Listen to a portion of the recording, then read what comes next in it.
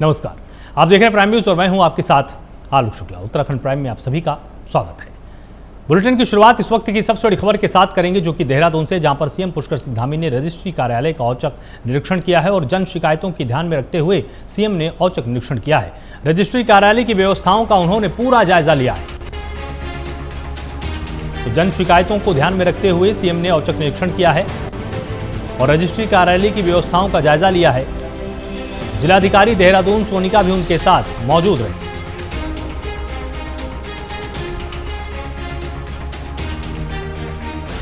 तो जन शिकायतों को ध्यान में रखते हुए औचक निरीक्षण किया गया है।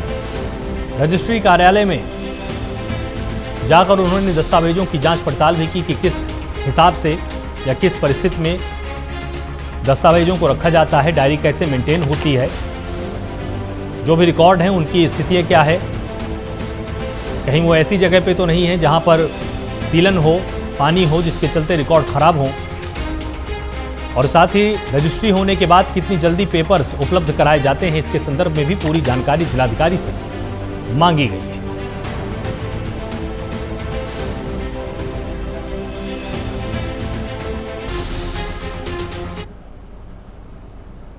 देहरादून में राष्ट्रीय स्वास्थ्य चिंतन शिविर में केंद्रीय स्वास्थ्य मंत्री मनसुख मांडविया ने पत्रकार वार्ता की। इसमें उन्होंने कहा कि देश के हर गांव में आयुष्मान चौपाल लगेगी, आयुष्मान कार्ड बनेंगे और स्वास्थ्य जांच की जाएगी। जिस गांव में 100% कार्ड बनेंगे वो गांव कहलाएंगे आयुष्मान ग्राम। साथ ही टीबी मुक्त भारत को लेकर प्राथमिकता से सरकार काम कर रही है। मेडिकल एजुकेशन सहित अन्य सभी एजुकेशन में बदलाव पर चर्चा की गई।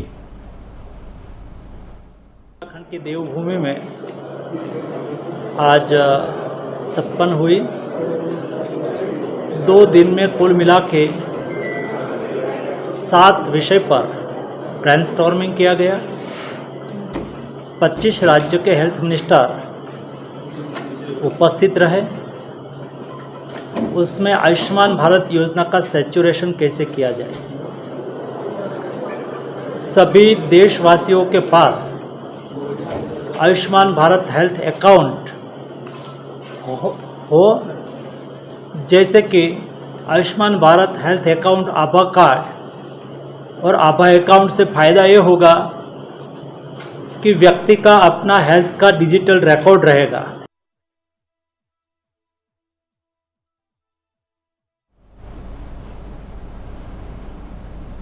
रुड़की के सिविल लाइंस स्थित एक निजी होटल में बहुजन समाज पार्टी के पदाधिकारी और विधायकों ने जिले में बारिश और बाढ़ से हुए नुकसान में लोगों की आर्थिक मदद करने की बात कही। उन्होंने कहा कि वीआईपी दौरे से कुछ नहीं होने वाला है, जनता को धरातल पर मदद की आवश्यकता है। और इस दौरान पत्रकार वार्ता में मंगलौर विधायक हाजी सरवत, करीम अंसारी, लक्सर विधायक मोहम्मद शहजाद, बसपा प्रदेश अध्यक्ष समेत तमाम पदाधिकारी मौजूद रहे। इस दौरान पत्रकारों को संबोधित करते हुए बसपा प्रदेश अध्यक्ष शीशपाल सिंह ने कहा कि हाल ही में आई आपदा के चलते तमाम जगह हालात बद से बदतर हो गए हैं और लोगों के घरों में पानी घुस गया है, जिसके चलते उनके घर डूबे हुए हैं। सरकार के द्वारा किसी भी तरह की मदद पीड़ित परिवारों को नहीं मिल रही।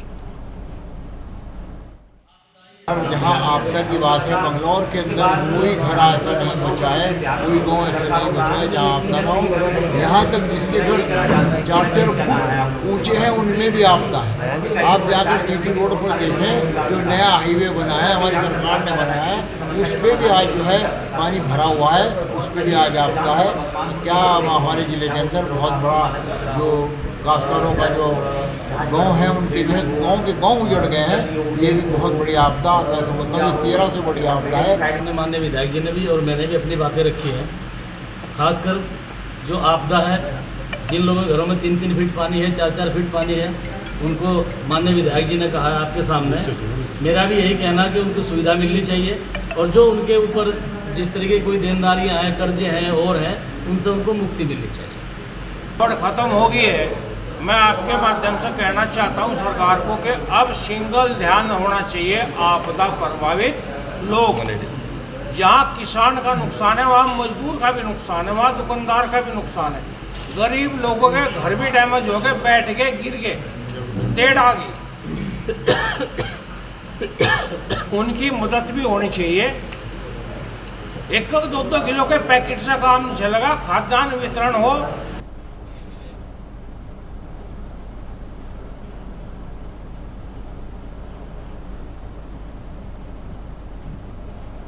उत्तराखंड के पूर्व मुख्यमंत्री और हरिद्वार सांसद रमेश पोखरियाल निशंक का आज जन्मदिन है। इस मौके पर बीजेपी कार्यकर्ताओं और निशंक समर्थकों ने देहरादून के प्रीतम रोड स्थित निशंक के निजी कार्यालय पर सुंदरकांड का पाठ कराया और उनकी लंबी उम्र के लिए राज्य में आई प्राकृतिक आपदा से राहत देने की ईश्वर से प्रार्थना की है।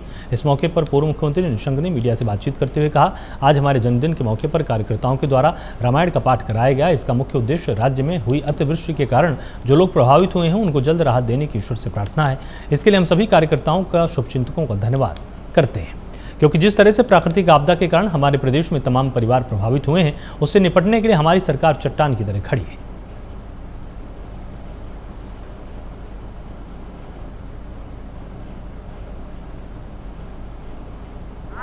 राजस्थान में लक्सर और कई विधानसभाएं बहुत प्रभावित हैं, इधर डोईवाला भी है, लेकिन रुड़की में अभी मैं तुरंत ही रुड़की भी जा रहा हूँ, काफ़ी नुकसान हुआ है।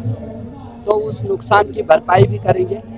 किसानों को काफ़ी संकट भी है, लेकिन हमारी गवर्नमेंट चट्टान की तरह जनता के साथ जुड़ी है। चाहे किसान हो, मजदूर हो, आम व्यक्ति हो, कठिनाइयाँ ज़रूर हैं, लेकिन इन कठिनाइयों का निस्तारण हम तेजी से कर रहे हैं। पानी भरा हो गया, कई जगह नई नई कॉलोनियाँ बनी हैं। अब जो नई नई कॉलोनियाँ बनी हैं, अब किस पर दोष दें, लेकिन उस समय लोग क्योंकि मकान बनाते हैं, जो कॉलोनियों को काटते हैं ना वो सड़क देते हैं, ना नाली देते हैं, ना सीवरेज देते हैं, तो स्वाभाविक है वो एक नया संकट आ जाता है।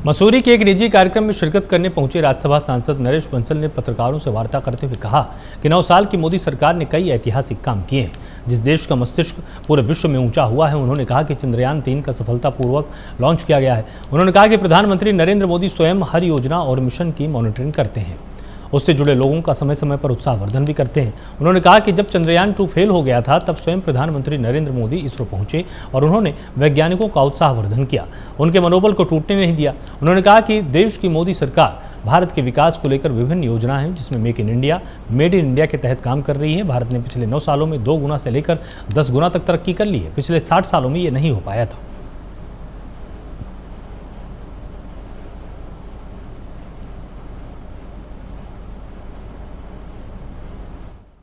मोदी जी के नेतृत्व में पिछले 9 वर्षों में जो काम हुए हैं उनसे देश का मस्तिष्क ऊंचा हुआ है और हर क्षेत्र में हुए हैं, किसी भी क्षेत्र को गिराने। उसी में ये वैज्ञानिक क्षेत्र है जिसमें चंद्रयान 3 आज सफलतापूर्वक लॉन्च किया गया है। मोदी जी स्वयं हर चीज़ों की मॉनिटरिंग करते हैं, उनका उत्साहवर्धन भी करते हैं। आपको ध्यान होगा जब एक बार फेल हो गया था तो मोदी जी स्वयं इसरो में गए थे और वैज्ञानिकों का उन्होंने उत्साहवर्धन किया था, मनोबल टूटने नहीं दिया था। तो इस प्रकार से वो हर क्षेत्र में, डेवलपमेंट के क्षेत्र में, make in India, startup India, made in India सब हो रहा है। मुझे कल एक मिले, कहने लगे मुझे बड़ा अच्छा लगा, मैं सिडनी में भारत में बनी मेट्रो में मेड इन इंडिया मेट्रो थी जिसमें मैं बैठा। तो आज हम चाहे डिफेंस का फील्ड हो, चाहे रेलवे का फील्ड हो, एयर कनेक्टिविटी का फील्ड हो, रोड कनेक्टिविटी का फील्ड हो, हर फील्ड में व्यापक अगर आप तुलना करेंगे तो दुगने से लेकर 10 गुने तक 9 वर्षों में काम हुआ है जितना 70 वर्षों में हुआ। 60 साल तक, 2 दशक पहले तक 100 करोड़ की आबादी पर एक एम्स था। आज उत्तराखंड की 1 करोड़ की आबादी पर एक एम्स है और दूसरा एम्स भी हमको सैटेलाइट एम्स 500 करोड़ करी हमारे स्वास्थ्य मंत्री जी दे गए हैं, स्वीकृत कर गए हैं। मेडिकल कॉलेज 2014 तक जितने थे उसके दुगने आज हैं, 350 थे, आज 700 हैं। मेडिकल की सीटें 54,000 थी, आज 1,07,000 हैं। नेशनल हाईवे 53,000 किलोमीटर बना है। रेलवे का इलेक्ट्रिफिकेशन हुआ है। हर हफ्ते एक वंदे मातरम, भारत वंदे मातरम एक्सप्रेस लॉन्च हो रही है। हर दिन 2 डिग्री कॉलेज खुले हैं, हर हफ्ते एक यूनिवर्सिटी खुली है। तो इस प्रकार से व्यापक गरीब कल्याण के काम वो अलग हैं जो सबको 5 लाख तक का कैशलेस इलाज है, 80 करोड़ लोगों को मुफ्त राशन है, और जनधन के खाते हैं, डायरेक्ट सब्सिडी है, किसानों को 6,000 रुपये सम्मान निधि है। ये सब चीजें होते हुए भी कोई फील्ड ऐसा नहीं। हम पहले हर चीज रक्षा में इंपोर्ट करते थे, आज हम एक्सपोर्ट करने वाले 25 देशों में हैं। 16,000 करोड़ का हमने एक्सपोर्ट किया है।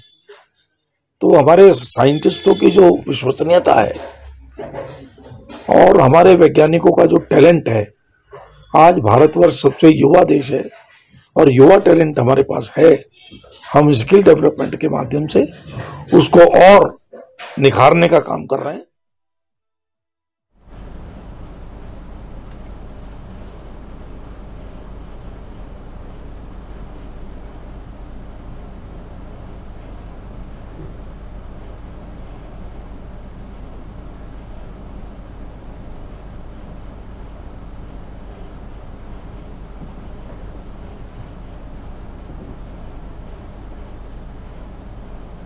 खबर देहरादून से है, जहां पुलिस में कांस्टेबलों की लंबे समय से कमी चल रही है, वहीं कमी पूरी करेंगे होमगार्ड के जवान।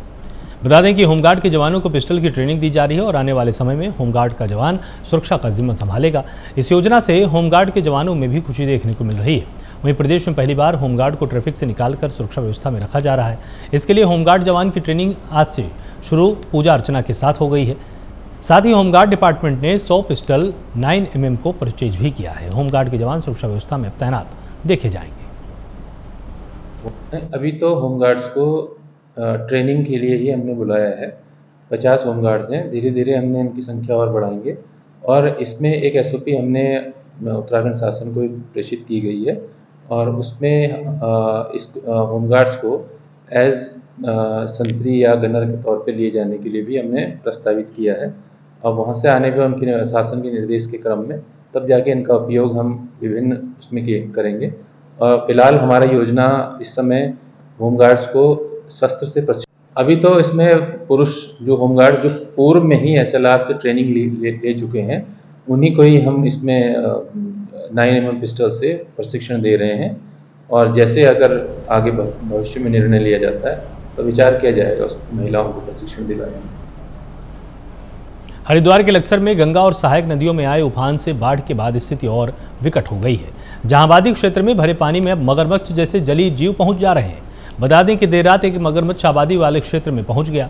वहीं मौके पर पहुंचे खानपुर से विधायक उमेश कुमार और उनके समर्थकों ने 3 घंटे की कड़ी मुशक्कत के बाद मगरमच्छ को काबू में किया है। वन विभाग को इसको सौंप दिया गया है, जहां लोगों ने जमकर मगरमच्छ की वीडियो भी बनाई है। पहले से बाढ़ से प्रभावित लोगों की दहशत अब और बढ़ गई है। उधर जिलाधिकारी ने पूरे मामले का संज्ञान लेते हुए वन विभाग को आदेश दिया है कि बाढ़ के पानी में घुसे मगरमच्छ की घटनाओं को तत्काल रोका जाए।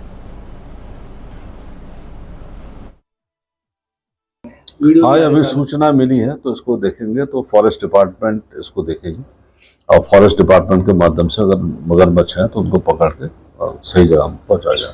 सर, जैसे वीडियो वायरल हो रहे हैं, हम लोग खूब बनावा, तो आपकी तरफ से क्या आश्वासन दिया जाएगा? उसमें देखिए, अगर वायरल कर रहे हैं, अब आजकल तो एक ट्रेंड आपका चल ही रहा है, तो हम कहें कि सतर्कता जरूर बरतें और अनावश्यक रूप से जो वीडियो बनाने की आवश्यकता है नहीं, और जो फॉरेस्ट डिपार्टमेंट को इसकी सूचना दे और हम लोग अपनी टीमें वहाँ भेज दें।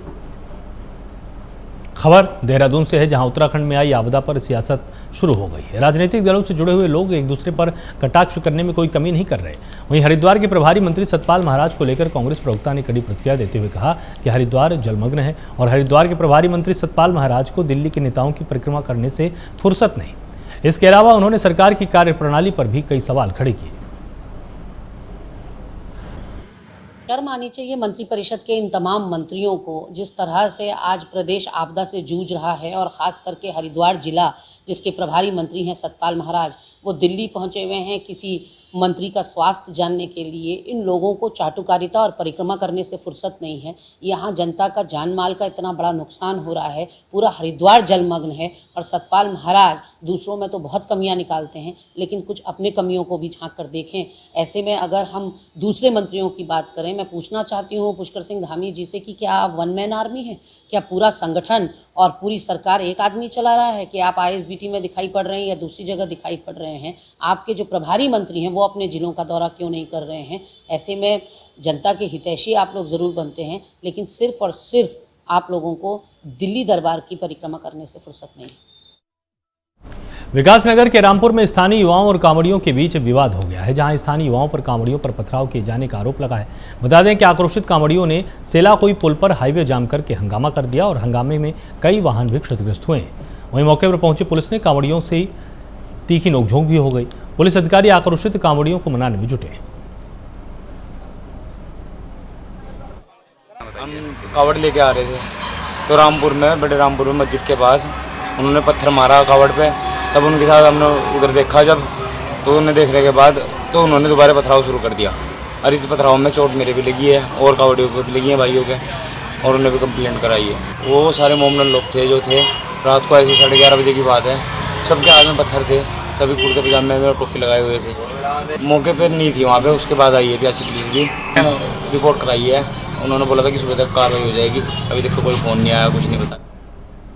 भारत तिब्बत सीमा से सटी नीति घाटी में आसमानी आफत का सबसे अधिक नुकसान जुम्मा घाटी में हुआ है, जहां मलारी नीति हाईवे पर जो ब्रिज जुम्मा नाले के उफान में तबाह हुआ था, उस पर BRO की टीम ने विषम परिस्थितियों में अपने एक्सपर्ट तकनीकी विशेषज्ञों, इंजीनियरों, मेन पावर के साथ बड़ी मशीनों के तालमेल से 40 फुट का पैदल पुल बनाया, जिससे हाईवे के आस पार फंसे तकरीबन 300 सेना, ITBP के जवानों और स्थानीय निवासियों ने अपने गंतव्य के लिए आवाजाही शुरू की। बता दें कि आवश्यक रसद, खाद्य आपूर्ति, आर पार की ये सिलसिला अभी भी चालू है। साथ ही BRO ऑफिशियल की माने तो अप्रोच को पूरा करके पाइप पर लेवल किया जाएगा।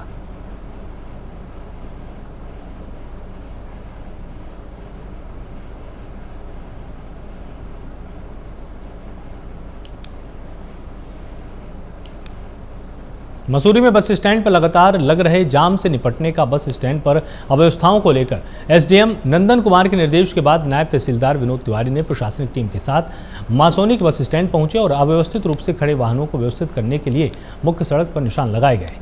इससे निशान के बाहर खड़े ना हो सकें, इसके लिए चिताया भी गया है। बता दें कि 4 बसों को खड़ा करने के लिए जगह जगह चिन्हित करके आरक्षित कर दिया गया है।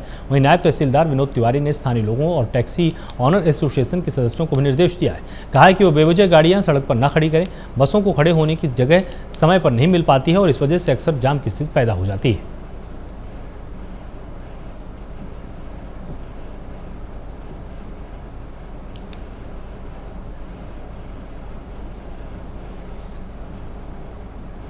हरिद्वार में भगवान शंकर का सबसे प्रिय सावन का महीना चल रहा है और इस समय धर्मनगरी हरिद्वार में हर तरफ भगवान शंकर के गण शिव भक्त ही नजर आ रहे हैं। वहीं आज सावन की शिवरात्रि यानी शिव की भक्ति का सबसे अच्छा दिन भी है। ऐसी मान्यता है कि जो श्रद्धालु शिवरात्रि के दिन सुबह शुभ मुहूर्त की आरती जलाभिषेक करता है, उसे कई गुना फल प्राप्त होता है। भगवान शिव के जलाभिषेक करने पर शिव की कृपा हो जाती है और यह भी माना जाता है कि शिव सावन के पूरे महीने अपनी ससुराल कनखल में ही निवास करते हैं। हरिद्वार के शिव मंदिर में भोले शिव का जलाभिषेक करने के लिए श्रद्धालुओं की एक लंबी लाइन लगी हुई है। श्रद्धालु बारी बारी से भगवान शंकर के शिवलिंग पर जलाभिषेक भी कर रहे थे। सावन का महीना शिव का ही महीना है और दक्ष से नाता ये है कि दक्ष भगवान के कटे हुए धड़ के रूप में भगवान शिव यहाँ विराजमान है। ये भगवान शिव की ससुराल है और श्रावण के महीने में भगवान अपनी ससुराल में ही निवास करते हैं। शिव जी के मस्तक पे शिव जी गंगा धारण किए हुए रहते हैं, इसलिए गंगा जल से, और चंद्रमा भगवान शिव अपने मस्तक पे चंद्रमा भी धारण करते हैं, इसलिए गंगा जल से सोमवार के दिन ज़्यादातर लोग भगवान का अभिषेक करना पसंद करते हैं। मेरा नाम शीतल है, मैं कनखल से रहने वाली हूँ और सावन के शुभ मौके पर शिवरात्रि के यहाँ पर श्रद्धालु आते हैं, जो जल चढ़ाते हैं, उनकी सभी मनोकामनाएं पूर्ण होती है। शिवरात्रि के उपलक्ष्य में बहुत अच्छा लग रहा है। यहाँ पर महादेव हर सावन में यहीं पर विराजते हैं। खबर गदरपुर से है, जहां वाहन चोरी के विरुद्ध थाना पुलिस ने बड़ी कार्रवाई की है। चोरी की 3 मोटरसाइकिल के साथ ही 2 अभियुक्तों को भी गिरफ्तार किया गया है। कई दिनों से क्षेत्र में बाइक चोरों का आतंक पुलिस के लिए सिरदर्द बन गया था। गदरपुर थाना क्षेत्र से आए दिन बाइक चोरी की घटनाएं बढ़ती जा रही थी। इस पर अंकुश लगाते हुए 2 बाइक चोरों को गिरफ्तार करके जेल भेजने का काम किया गया है। पुलिस क्षेत्राधिकारी भूपेंद्र सिंह भंडारी ने बताया है कि पुलिस स्कैनिया रोड पर चेकिंग कर रही थी, तभी एक चोरी की बाइक पर 2 लोग आते हुए नजर आए। पुलिस ने उन्हें रोकना चाहा तो 2 आरोपी भागने लगे, जिस पर पुलिस ने पीछा करके दोनों को दबोच लिया। पूछताछ करने पर उनके पास चोरी की 2 बाइकें और भी बरामद की गई। मुकदमा अपराध संख्या 155/23 और 156/23 2 वाहन चोरी के अभियोग पंजीकृत हुए थे, जिसमें थाना अध्यक्ष गदरपुर राजेश पांडे के द्वारा जो है एक थाने से टीम बनाई गई इनके अनावरण के लिए या इनकी ढूंढखोज के लिए, जिसमें एसआई पूरन सिंह तोमर भी जो है मौजूद थे, उस टीम में थे। कल दिनांक 13 तारीख को ये राजपुरा गेट नंबर 2 पर जो है हमारी टीम जो है चेकिंग कर रही थी। वहाँ पर एक मोटरसाइकिल से 2 लोग जो है सवार होकर के आ रहे थे, तो मोटरसाइकिल रोकी, उनसे मोटरसाइकिल के कागजात मांगे तो वो दिखाने में जो है उन्होंने असमर्था जाहिर की। उसके बाद हमने जो है चालान मशीनों से उनके मोटरसाइकिल का जो है पता किया, तो ये जो मोटरसाइकिल यहाँ पर 155 और 156/2023 में अभियोग पंजीकृत में जो चोरी हुई थी वो मोटरसाइकिलें मिली हैं। अभियुक्त को हमने गिरफ्तार कर दिया है। डोईवाला में आज बड़ी संख्या में किसानों ने सड़क पर उतरकर जहां शासन प्रशासन को चेतावनी देते हुए कहा कि अगर सरकार में जोर जबरदस्ती से किसानों की जमीनों का अधिग्रहण किया तो वो मर जाएंगे, लेकिन अपनी जमीन किसी भी कीमत पर सरकार को नहीं देंगे। भारत सरकार डोईवाला के माजरी में एरो सिटी और इंटीग्रेटेड टाउनशिप का निर्माण करने जा रही है। इसकी कवायद शुरू हो गई, लेकिन डोईवाला क्षेत्र के किसानों और स्थानीय लोगों ने भारत सरकार की इस योजना को आम जन के खिलाफ बताते हुए इसका पुरजोर विरोध करना शुरू कर दिया है। वहीं आज क्षेत्र के माजरी, जीवनवाला, फतेहपुर, मारखम ग्रांट और दुधली क्षेत्र के सैकड़ों की संख्या में किसानों और क्षेत्र के जनप्रतिनिधियों के साथ डोईवाला बाजार से प्रदर्शन करते हुए तहसील पहुंचे। एसडीएम के माध्यम से उत्तराखंड के मुख्यमंत्री को ज्ञापन प्रेषित कर मांग करते हुए कहा गया है कि टाउनशिप का निर्माण सरकारी भूमि पर किया जाए। आज यहाँ जो 7 गांव एरो सिटी के नाम पर, स्मार्ट सिटी के नाम पर एक्वायर करने की बात आई है, उसके लेकर शासनादेश का एक आदमी छोड़ दिया गया कि भाई यहाँ शासनादेश बताएगा कि क्या हो रहा क्षेत्र में, रिपोर्ट भेजी जाएगी। और यहाँ तक क्षेत्रवासी को पूछा नहीं गया, न ही जन सुनवाई हुई। उसके खिलाफ हम प्रदर्शन कर रहे हैं, धरना दे रहे हैं। आज हम एसडीएम के माध्यम से मुख्यमंत्री जी को ज्ञापन दे रहे हैं। आज सभी लोग यहाँ पर एकत्र हुए हैं। जैसा कि पिछले दिनों कुछ न्यूज़पेपरों में ये खबर चल रही है कि एक नई टाउनशिप यहाँ पर भारत सरकार द्वारा बसाई जा रही है, जिसके लिए धामी जी द्वारा भी प्रदेश में अन्य जगह पर एक विकास के लिए डिमांड की। पौड़ी के जिला चिकित्सालय में व्यवस्थाओं को लेकर छात्र संघ पदाधिकारियों और छात्रों ने प्रमुख चिकित्सा अधीक्षक कार्यालय में सीएमएस डॉक्टर कुमार आदित्य तिवारी का घेराव किया है, जहां नाराज छात्र नेताओं ने जमकर हंगामा किया और जिला चिकित्सालय में अव्यवस्थाओं को लेकर खूब खरी खोटी भी सुनाई है। बता दें कि एक स्कूटी एक्सीडेंट में रेफर हुए छात्र को एम्बुलेंस जल्द मुहैया न कराने से नाराज छात्रों ने सीएमएस के इस्तीफे की मांग कर डाली। वहीं इस दौरान जिला चिकित्सालय के CMS doctor Kumar Aditya Tiwari, MS doctor Addawala Vijay Babu ने उन्हें समझाने का प्रयास किया। ऐसा था, छात्रों का आक्रोश सही था, बिल्कुल सही था, क्योंकि उनका आक्रोशित होना सही था क्योंकि उनको समय से एम्बुलेंस उपलब्ध नहीं कराई गई। जो उनका बुनियादी जो आक्रोश था वो एम्बुलेंस को लेकर के था। तो वो जब एम्बुलेंस के लिए उन्होंने, छात्रों ने हमारे सीओ साहब को कांटेक्ट किया, सीओ साहब ने मेरे को फ़ोन किया, फिर मैंने इनके अधीक्षक को फ़ोन किया कि तुम तुरंत जा कर के नीचे की व्यवस्थाएँ संभालो और उनके लिए एम्बुलेंस की व्यवस्था करो। उसके बाद मेरे पास पलटकर कोई फ़ोन नहीं आया। उस दौरान, जिस दौरान एम्बुलेंस की व्यवस्था की जा रही थी, किच्छा पुलिस ने लगभग 95 ग्राम स्मैक के साथ 2 लोगों को गिरफ्तार किया है, जहां स्मैक की कीमत अंतर्राष्ट्रीय मार्केट में 9 लाख रुपए बताई गई है। बता दें कि आरोपी यूपी के पीलीभीत जिले के रहने वाले हैं, जो ऊधम सिंह नगर में स्मैक को बेचना चाहते थे। आरोपियों ने स्मैक की तस्करी कर अधिक पैसा कमाना चाहते थे। वहीं आरोपियों ने बताया कि गाँव में कुछ लोग स्मैक का अवैध धंधा करके करोड़ों की कोठियाँ खरीद चुके हैं। वर्ष 2025 तक उत्तराखंड देवभूमि को नशा मुक्त बनाने का अभियान चलाया जा रहा है। इस अभियान के तहत हम लोग को एक महत्वपूर्ण सफलता मिली है, जिसमें किच्छा क्षेत्र में नशे की तस्करी कर रहे 2 लोगों को हम लोगों ने गिरफ्तार किया है, जिनसे लगभग 90 ग्राम स्मैक बरामद हुई है। और ये दोनों लोग बेसिकली यूपी के रहने वाले हैं और यहाँ पर किच्छा क्षेत्र में ला करके स्मैक बेचना चाहते थे और यहाँ के लोगों में नशा फैलाना चाहते थे। तो इनकी अरेस्टिंग से निश्चित रूप से किच्छा में जो नशा का प्रभाव है उसको कमी लाने में हमें सहायता मिलेगी। और इसमें चौकी इंचार्ज दरऊ दीवान सिंह बिष्ट और उनकी टीम ने बहुत ही सराहनीय काम किया, जिनको प्रभारी निरीक्षक किच्छा और सीओ किच्छा जो है अपना सुपरविजन प्रदान कर रहे थे। और इस काम के बाद हम लोग इसमें अभी आगे भी डेवलप कर रहे हैं इसकी पूरी चेन को, कि इसमें कहाँ से ये लोग लाते थे, कहाँ इसको सेल आउट करते थे, उसके बारे में भी हमें कुछ इनपुट मिले हैं जिस पे हम लोग काम कर रहे हैं। और इसमें फर्दर भी हम लोग जागरूकता अभियान भी लगातार इसमें चलाए जा रहे हैं। उत्तराखंड प्राइम में फिलहाल इतना ही। आप लगातार जुड़े रहिए प्राइम न्यूज़ के साथ। नमस्कार।